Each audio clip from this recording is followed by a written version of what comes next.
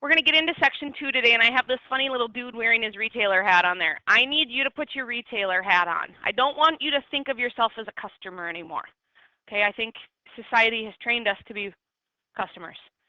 I don't want you to think of yourself as a customer anymore. I want you to think of yourself as the retailer. Like you are Town and Country selling Columbia coats.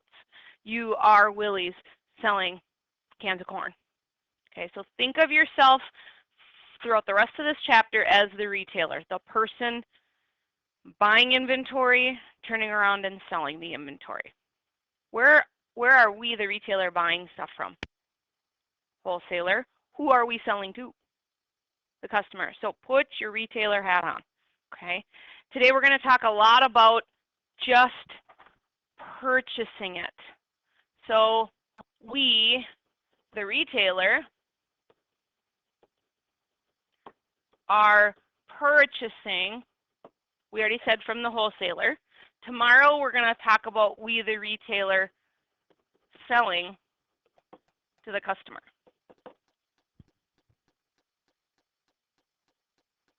Okay? When we purchase something, oftentimes it's in bulk. You're not going to go buy one Columbia jacket if you work at Town and Country. You're going to buy a whole bunch of them. Okay. When we the retailer purchase, it's either going to be with cash or on credit. So when we buy on credit, we owe someone else money. Is it AR or AP? When we buy on credit. This is a liability we now owe. So anytime we're purchasing something, it's either going to be with cash or bill me, charge me, AP. We normally record when the goods are received from the seller. Who's the seller in this case? If we're the retailer buying from someone, who's the seller? Who's selling us the stuff? Starts with W. Wholesaler. Oftentimes, there's a paper trail. Electronic or actual paper trail, it's there. Okay. So what does the journal entry look like? I've done the little bios for you on every page. I want you to mark them up as I mark them up, and then we're going to do the journal entry with it. Cool? We're going to move fast, and we're going to do a lot of them today. Sock Stereo, the buyer. So that's us. We're the retailer. We're Sock Stereo. Uses a purchase invoice as the sales invoice, prepared by PW Audio Supply. That's the wholesaler. Prepare the journal entry for Sock Stereo. Again, that's us. For the invoice from PW Audio Supply. Okay. What did we buy from them? Can you tell by looking at your printout? What did we buy from them?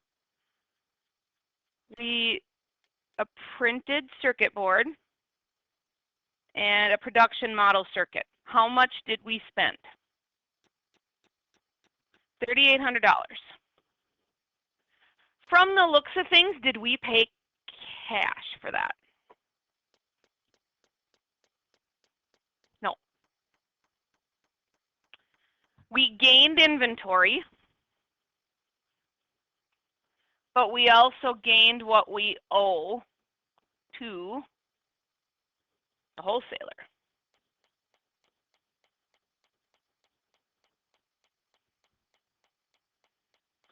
What if this had said paid cash? What would be our credit? Cash. Inventory. Do you think we own that inventory now? We own 6 new things. So give me the classification for inventory. A, L, or OE? Yep, it's an asset.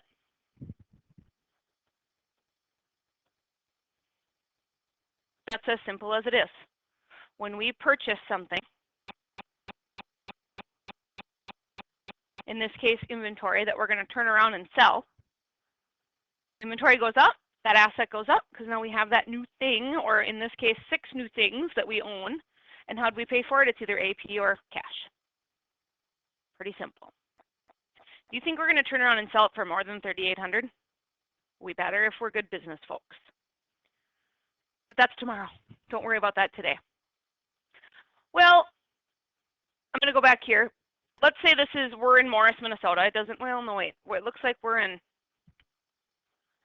Chelsea, Illinois. But where's PW Audio Supply? Look on that little invoice.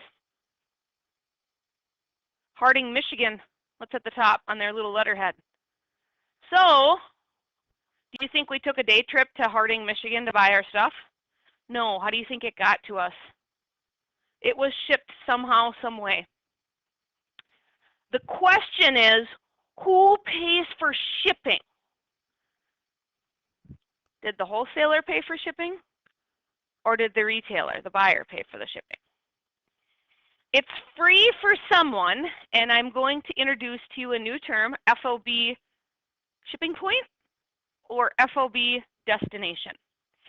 FOB simply means, I guess I'm surprised that doesn't say it on here.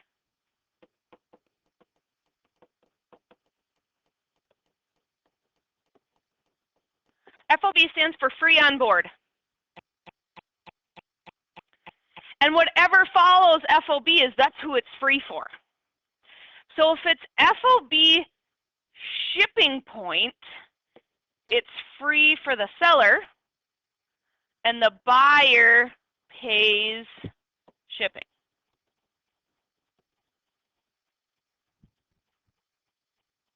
In this case, because we're not selling to customers yet, that's tomorrow. In this case, the seller is the wholesaler. The buyer is us, the retailer. So in FOB shipping point, it's free for who? The shipper. And we pay for it. Now FOB destination, it's free for who's receiving it or the destination.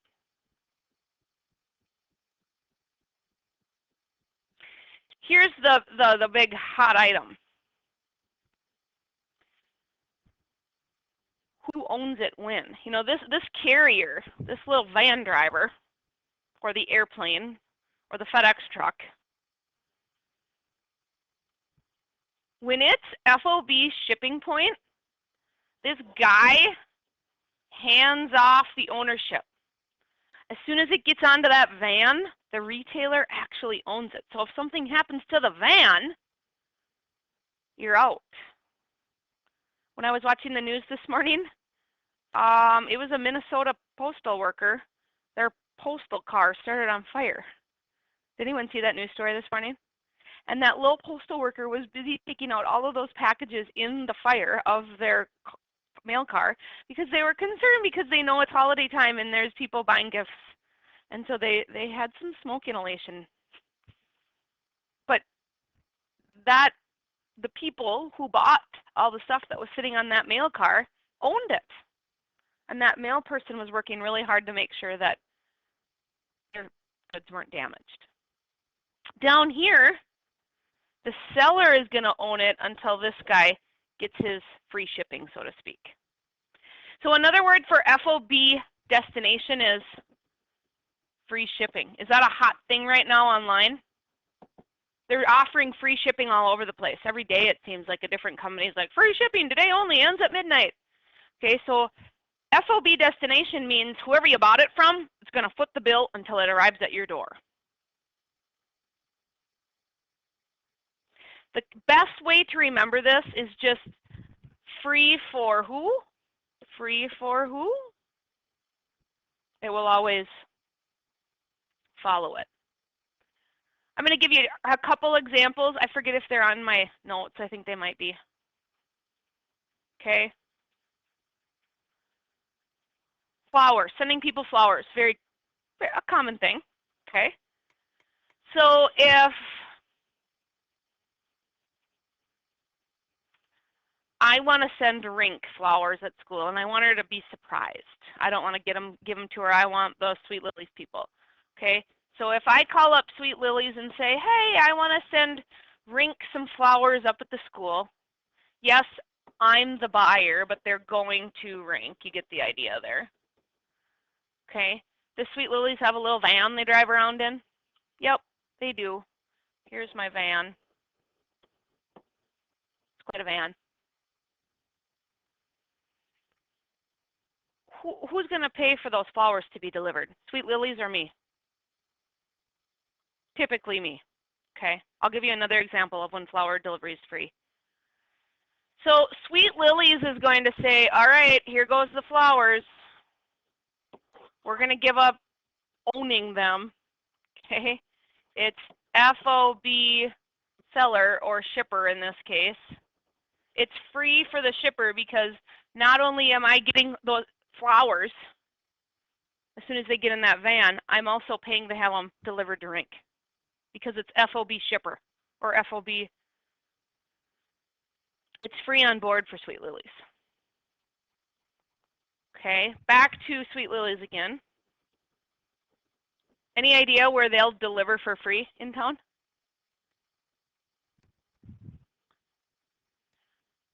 Funeral home, I believe they do. They'll deliver to the hospital for free. If you send flowers to a patient at the hospital or send flowers up to a funeral home, they'll often deliver them for free. So the same van is going to deliver the flowers, but because it's the hospital or the funeral home, they're going to retain the ownership of those flowers, and it will instead be FOB destination because it's free for that person. Ira, I'll get to your question in a minute. No matter what, if something happened to the flowers en route, like the van driver takes a crazy turn and they all go flying in the van, do you think Sweet Lilies is going to recoup that cost? Probably. But the reason I'm giving you this example is the freight cost in this case. It's either an expense here for me, or it's a business expense for Sweet Lilies. And it actually gets added to the value of the inventory in this case being flowers. So you might say, what does this have to do with what we're learning about purchasing goods? Well, in the case of here, we're sitting here in Chelsea, Illinois as Sock Stereo, but we're buying from Harding, Michigan. So who eats that expense to ship them? Our wholesaler or the retailer? Ira, your question.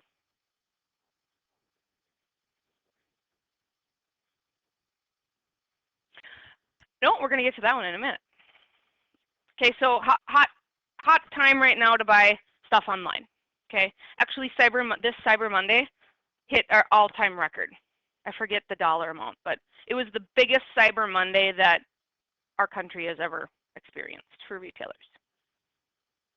Okay, so if I want to buy a set of Legos for my son, okay, in this case, Lego.com is the seller, Jenny Mars is the buyer, okay? FOB shipper, they're probably going to get on an airplane this time. There's my airplane. Okay. If it's FOB shipper, who pays for those Legos to get to 309 West 10th Street in Morris? It's an expense for me. Okay. But it's actually masked as inventory, which we're going to get to in a minute. So if something happens to those Legos en route, because then they're going to get off the airplane and get on the little FedEx truck, and then they're going to come to my door. And it's all going to be barcoded in because it's a perpetual system. Now, though, it's a hot time for Lego.com and any of these online retailers. They're still going to put it on that airplane, and get it on that FedEx truck. But it's a big thing right now for FOB destination. Why are they doing that kind of stuff?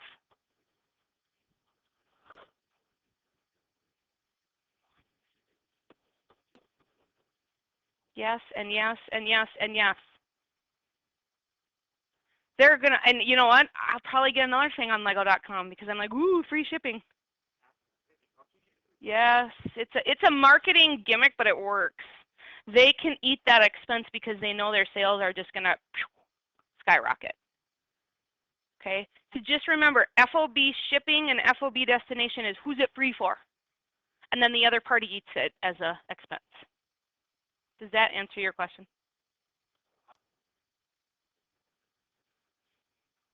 Yep. Now you get, you know, if this is a FedEx airplane or a FedEx, and they have them. Have you ever landed in, I forget where it is, where the big FedEx like hangar is? It's in a southern state. I can't remember where it is. FedEx. Okay. They probably run their own insurance, like if the FedEx truck starts on fire. They probably have, like as a shipper, they probably recoup the cost. It's not that, in this case, if this starts on fire, is Jenny Mars out her Legos? Well, probably not. But I technically own them if I paid for shipping. Let's do another journal entry.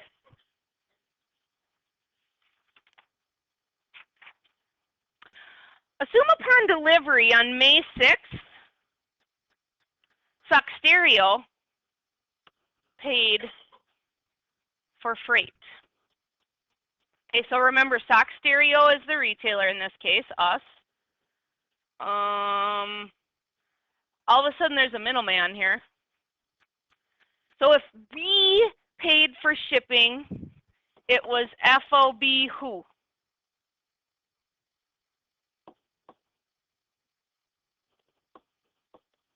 Seller, shipping kind of goes hand in hand. Seller, shipper. It was free for them.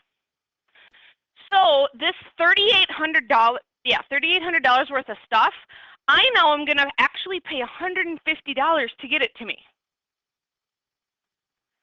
And as soon as PW Audio in Harding, Michigan puts it on that truck or puts it on that airplane, they don't own it anymore. We do. What does that look like? It's actually inventory goes up. And it looks like we paid cash. Where does it say that? It doesn't really outright say cash. You could say /AP. It doesn't really spell it out, but you get the idea. Hold the train. Why wouldn't this be a freight expense? Notice what it is. Inventory went up. Well, did we buy another $150 worth of inventory? No, so we didn't buy another $150 worth of circuit boards, but we paid $150 to get our circuit boards to us. And so that actually increases the value of inventory because we had to pay that $150 to get the inventory to us. Seems strange, doesn't it? It's masked in inventory. And I want to just read to you. Let's find it here. It's inventory. That's the little bit of the strange part. When a buyer incurs transportation costs, or in this case shipping, these costs are considered part of the cost of purchasing inventory. Therefore, the buyer debits inventory.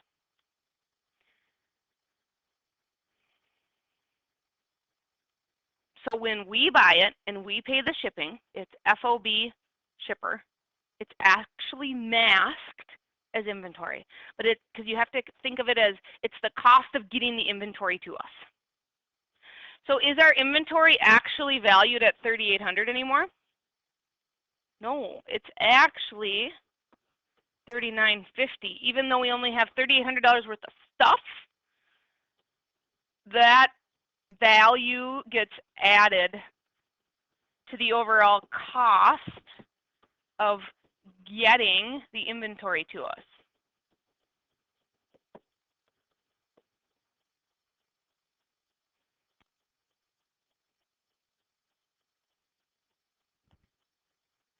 What if we don't like our stuff? Or what if it comes to us and it's in shambles, it's broken, it's a mess? Well, the new account that I want you to know is it's called Purchases, Returns, and Allowances. Tomorrow I'm going to teach you about sales returns and allowances. It's basically the same thing. It's just when it's purchases, returns, and allowances, it's the retailer buying. Tomorrow it will be the retailer selling. And a return and allowance is different. But it's all under this one huge umbrella. Whether it's a return or whether it's an allowance, it's called purchases, returns, and allowances. So we buy this stuff from PW Audio. It comes on an airplane or it comes on a truck, and we either like, whoa, that's not what I thought I was ordering. Stuff's fine, but it's not what I thought I was getting. Or it's in crumbles and shambles. Have you had that happen to you as a buyer before? You just change your mind, or it's not what you thought. Probably if you send it back, they'll put it back on the sales floor, or it's junk, okay? If it's a purchase return, the stuff was junk. Actually, no. Let me just say, return goods for credit if the sale was made on credit, or cash if the refund. Oh, okay. No matter what, it was either junk / damaged, or we just had a change of mind. If we do an actual return, AP will go down or cash will go up. We're either going to get our cash back or we no longer owe. Versus allowance, we're going to say, we'll keep the stuff, but give me a deal. Like, send me $50 back, or make me so I don't owe quite as much. Think about when you've been in a store, especially an outlet. Are some of the outlets defective, but then they deeply discount the price? Like maybe a button's missing on a shirt. And then it will have a special tag on it that says defective, but then the thing will be like next to nothing. Do you know what I'm talking about? Have you seen that in stores before? Okay. My mom just bought a Christmas tree skirt that had a little discoloring on it. She left it with, it was like a $50 tree skirt. She's like, I'm not going to pay that. There's a little defect here. The sales lady's like, I'll give it to you for $5. Okay. So that's more of a purchase allowance. They're allowing for some leeway in the price versus a purchase return. You're either, nope, I don't owe that anymore, or give me my cash back, but then the stuff probably goes back. Okay. So what does an illustration look like here? Remember, we bought $3,800 worth of stuff plus $150 in shipping. Okay, so that's the balance we're rocking right now. But then in this illustration, assume stock stereo return goods costing $300. So did we return everything? It looks like we probably sent back one production model circuit if I look at the bill. So what does that journal entry look like? Well, accounts payable goes down, but so does inventory. We probably sent back $300 worth of stuff.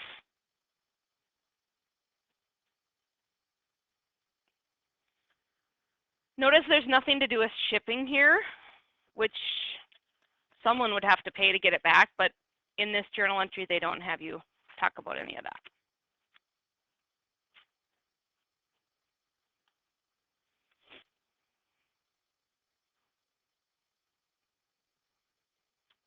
Well, then sometimes we get a discount. Boy, this section's long, isn't it?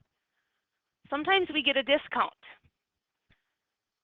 which means typically when we pay on account, So in other words, in this case, AP, when we're the buyer, they'll give you a cash discount to encourage prompt payment. They're trying to liquidate that accounts payable. They don't, or in their case, we're an AR to them. They're trying to recoup their money as fast as they can. Yes. Yep. Because if you pay with cash, the cash is on the table. Good question. This is more when we're paying a bill. They send us a bill or an invoice. Those two terms go together, and they wanna hurry along that repayment process, and so they're going to give you a bunch of deals if you pay sooner. Ooh, what if you just pay cash on the front end and don't horse around with AP? Possibly. Right. I'm trying to think of a real example.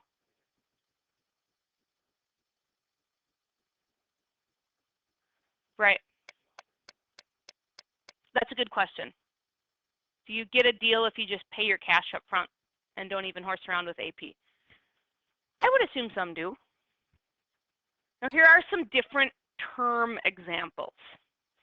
Terms are basically the deal.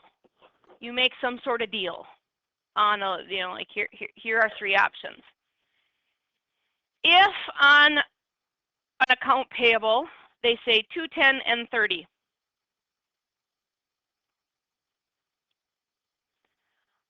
A 2% discount is going to be given if you pay within 10 days. So 2% off if paid within 10 days. So you get the bill, and if you turn around and pay it within 10 days, you get to knock 2% off what you owe us. Okay? Otherwise, the net is going to be due in 30. That's what N30 means. So we get this bill from PW Audio. It says $3,800. If we pay, and it says right on there, 210 and 30. And it says that on there actually, terms, 210 and 30, FOB shipping point, all right on there. If we pay within 10 days, we get to knock how much off our bill? 2%. But N30 means that $3,800 is due in 30 days.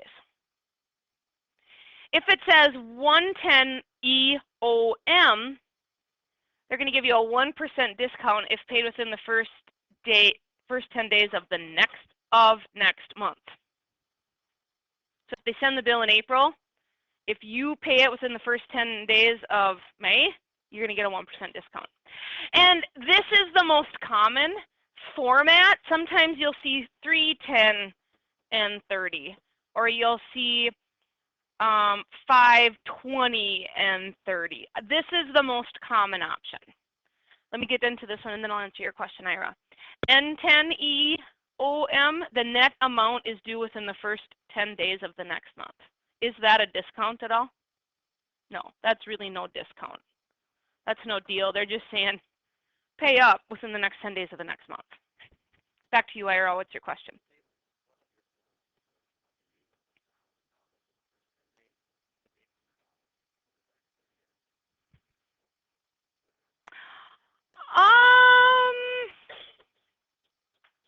I suppose anything could be worked out. It's just how the terms are set up. Yep. So let's do a journal entry for this. This one's a little more complicated.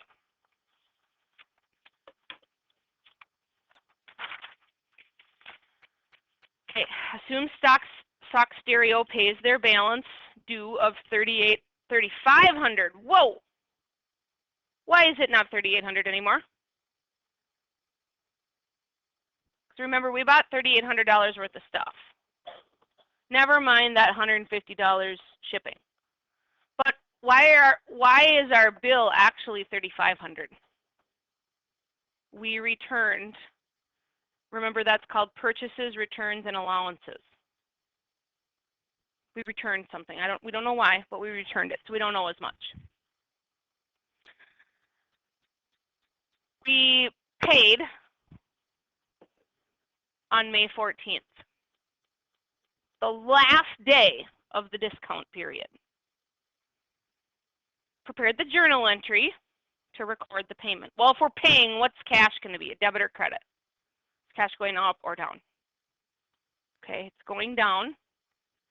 So you're going to see accounts payable go down, paid our bill.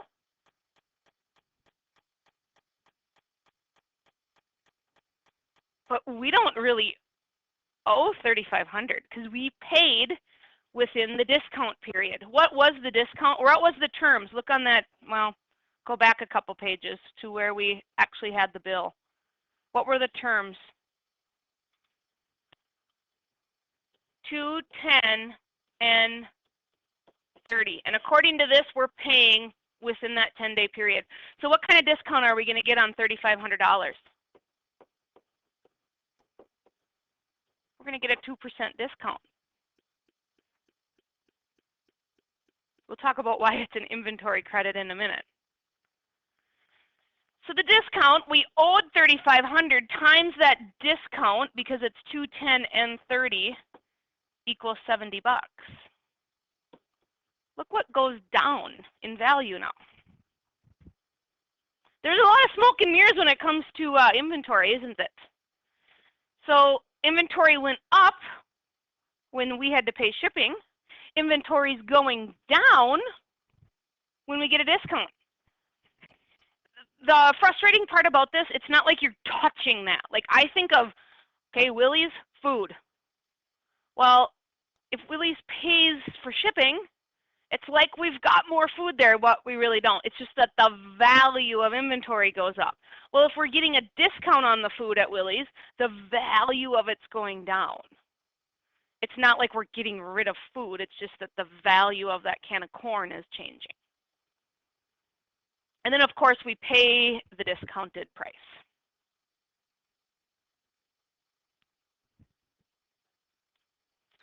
What would this look like if we failed to meet the 2, 10, and 30? Look at when we paid it instead. 2, 10, and 30 was our terms. What if we didn't pay it within the discount period? We owe $3,500. It's just simply AP goes down and cash goes down. So that's if we didn't hit the terms. I have that on your handout, don't I? Okay. This is the chapter that you really got to watch your dates. Like you're going to be given a list of transactions and you have to look at when you buy stuff and when you pay for stuff. And you have to recognize if it's within the terms or not.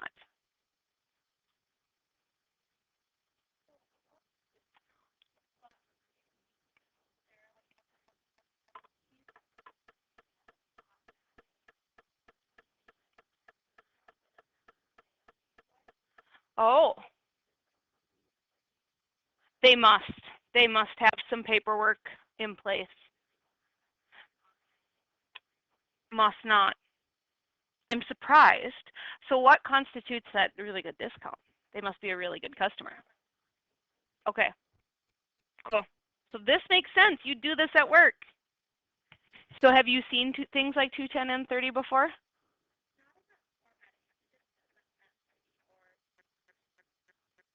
Okay. Okay, cool. Yep, yep. Cool. Do you see FOB shipper, FOB destination on some of your invoices that you work with? Okay. Cool. That's cool. Okay, so we've seen inventory go up and down, haven't we? I think this slide is what will seal the deal for you for the day. I want to make a list of when inventory goes up and when inventory goes down. Okay, so you should have this in your notes, right? Inventory is, of course, an asset that we own. Most of it's tangible. If I'm selling textbooks, I can touch this textbook. We know, though, there's some hidden valuations that make the value of this textbook go up and some hidden valuations that make it go down. When we purchase, now we're going back to the sock stereo example. Okay, we bought $3,800 worth of stuff. We purchased inventory. That will be a plus $3,800.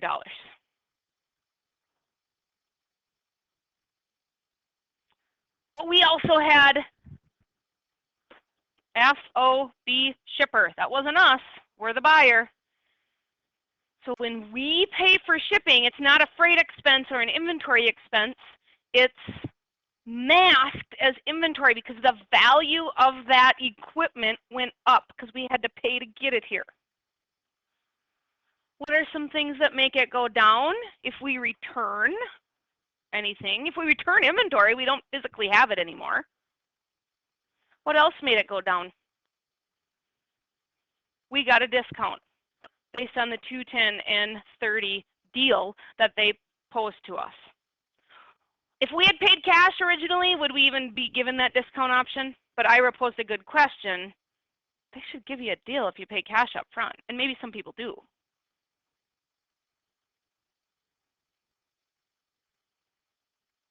Does this help? I think it helps. It's all when we bought it, when we paid for shipping, when we returned it and got a discount. It's all inventory. All inventory. If I had to tangibly touch anything, the purchase would be tangible and the return would be tangible. I could touch the stuff. I could touch the circuit board, or I could touch my textbook. I'm either getting it or I'm sending it back. These two are the untouchables.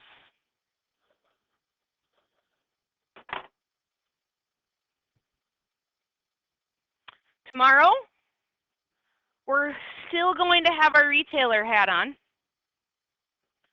but now we're going to start selling to customers. That's where COGS comes into play. What's our timeline like here?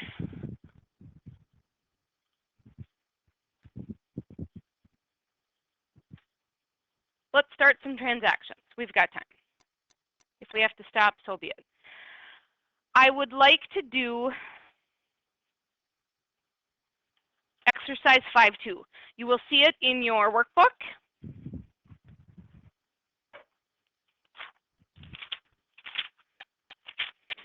In your textbook, it'll be page 253.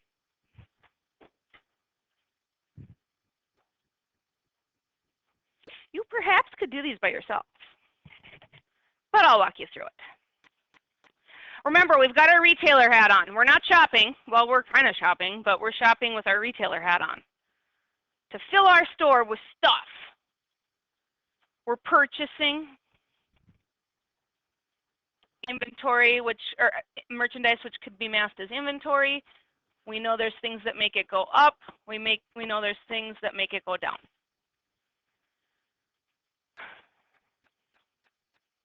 We're going to be buying stuff, and we're going to be paying our bill based on some deals. What are two ways you can buy stuff? A cash credit or an AP credit.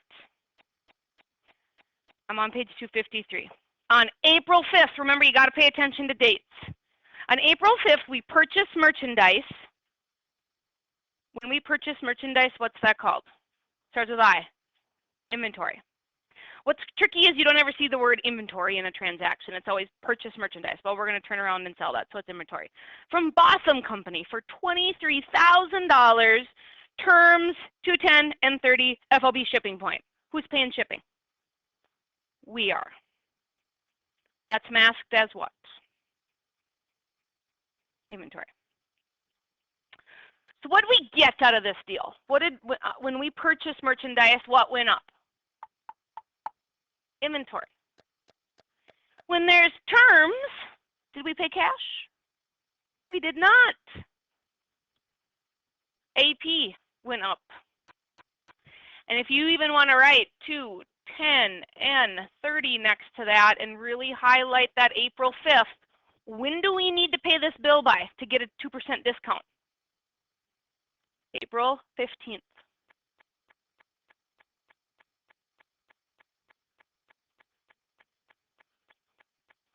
On April 6th, we paid the freight cost $900 on that merchandise purchased from Bossum. Remember, it was FOB shipping point. So it was not free for us. When we pay shipping, what goes up in value? Inventory. And when we pay shipping, it apparently is cash. Assume when it says pay, it means paid cash. And what did we do on April 7th? We're on like a spending spree here. What did we do on April 7th? We bought equipment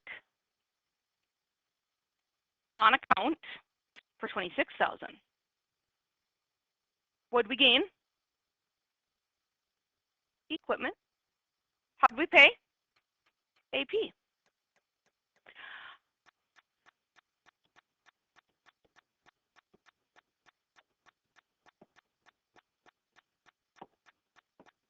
Are we going to sell this equipment to customers? No. We're going to sell inventory to customers, but we need equipment to probably do that.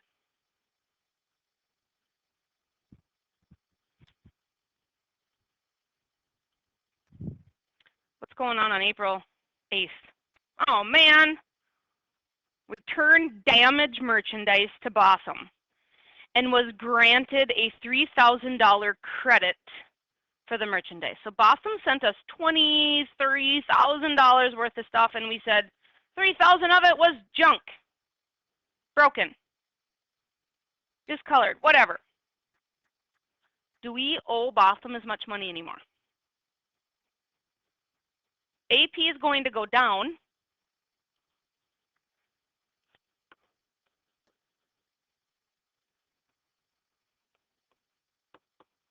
What's our balance right now for Botham? Oh, we really only owe them 20 grand because they sent us junky stuff. But the junky stuff we sent back, we don't want that. It was returned.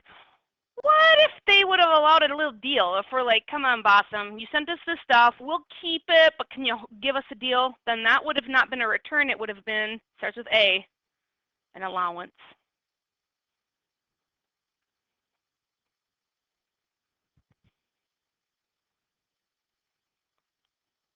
April 15th. Paid the amount due to Botham in full. We owe them 20 grand. Did we pay them 20 grand? We did not. First of all, you'll be very happy to know, though, our accounts payable went down. Tell me again why it's 20, not 23. We returned the junk. Why does inventory go down by $400? Why does inventory lose its value by $400? We paid on April 15th. Bought it on April 5th with that 210 deal. So we take the 20,000 times 2%. And in this case, is that kind of like, woohoo! Inventory went down by $400 because we got a deal, and the rest is cash. Speaking of woohoo, we finished just in time of the bell. Are you feeling good about it? Tomorrow we'll still wear our retailer hat, but instead we're going to sell inventory. Got to buy it to be able to sell it. Thanks, folks. We'll log you off if you're logged in.